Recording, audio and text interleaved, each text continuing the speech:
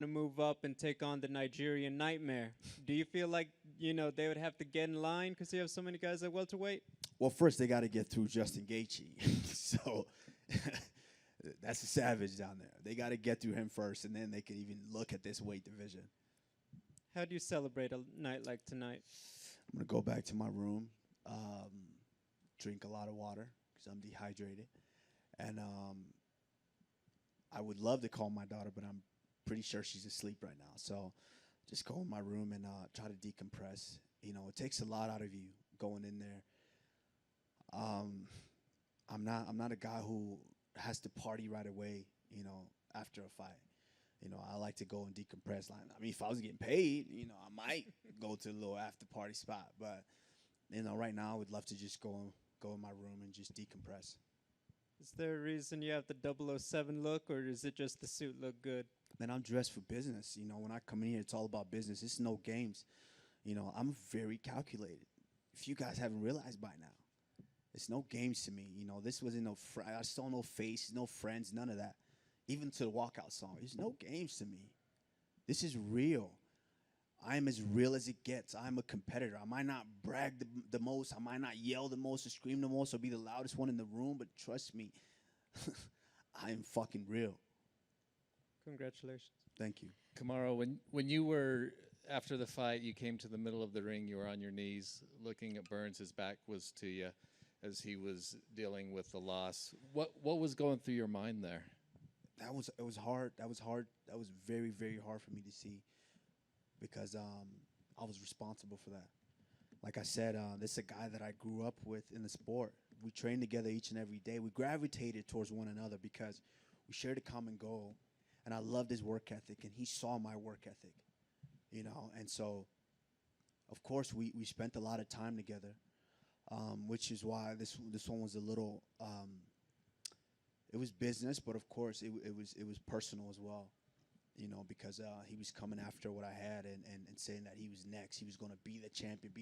And they know that I'm different, and for that, it just kind of, it hurt me in a sense. But, then once I came to and saw what I had done, it was tough for me to watch. When you did you speak to his team, your old teammates? Were some of the issues buried? Vicente was in his corner. I love Vicente. Vicente Luque. That's another savage in the division as well.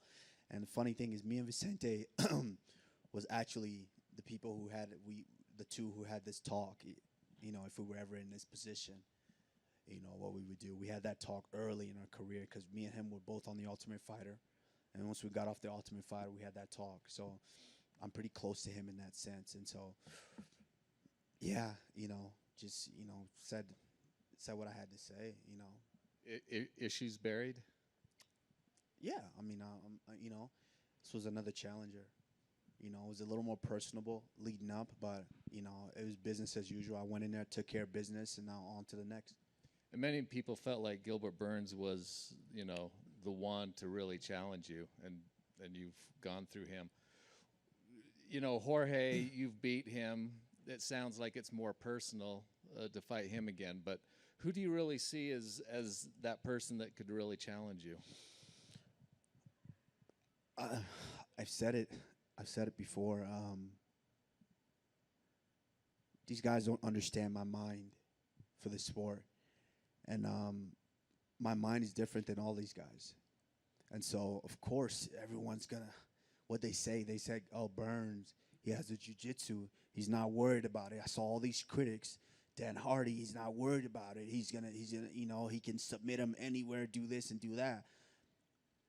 I just gotta worry about me.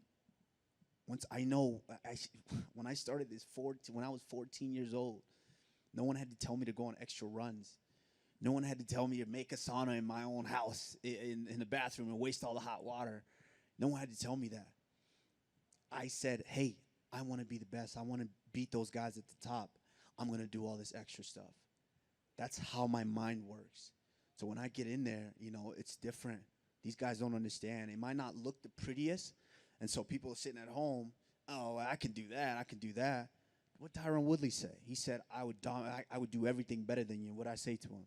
I will dominate you in every aspect of the game. And what did I do? And what did Kobe Covington say?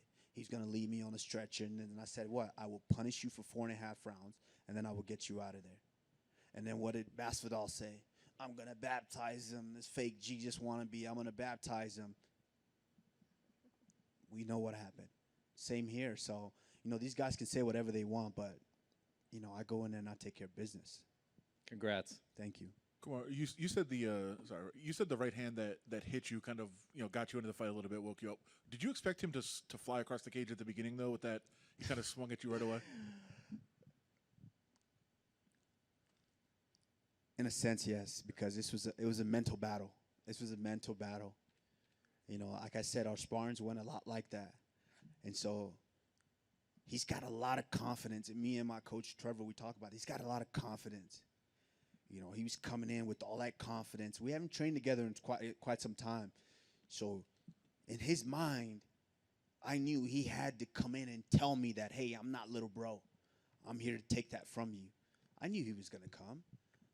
But my mind is stronger than all these guys. I just had to stay composed, find my footing, start picking them off. And I only do this as fight progresses, and that's kind of what happened. It's kind of a it's a weird stat, I guess, but you caught yourself from going down when he hit you. Like you stopped yourself, you held yourself up. So still no knockdown. Oh shit, this man, he didn't come to play. But they didn't. Obviously, it wasn't credited as a knockdown for him. So still none on your record. Is that important to you? I don't care about that. I don't care about stats. I love seeing them when I'm preparing for a fight, and they're like, "Oh man, he's never this, never done that. He's tied for this, tied for." I love seeing the stats, but I don't worry about that. If I was worried about that, then I wouldn't have been present in there. I try not to worry about those stats. I just let them pile up. And you've talked here and there bits and pieces in the past about your dad and his story, but now that it's kind of out there, everybody got to watch the piece and everything and understand that. Like, how did you feel just having kind of your life opened up like that?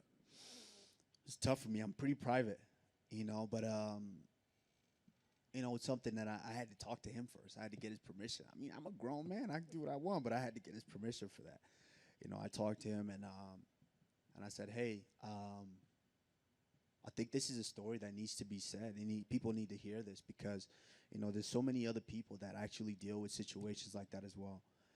And so I talked to him and, I had to convince him a little bit, but he got around to the idea and then we did the piece. But I'm glad he's home. He was on the phone screaming, Like I said, I didn't want to cheat him this experience. I wanted him to be here and really experience a full UFC experience. So hopefully, fingers crossed, COVID magically disappears and we're able to have full arena shows again. So thanks so much, man. Thank you. Thank you, guys. I appreciate you all. Trevor. Good, bad, all. I appreciate you. Thank you.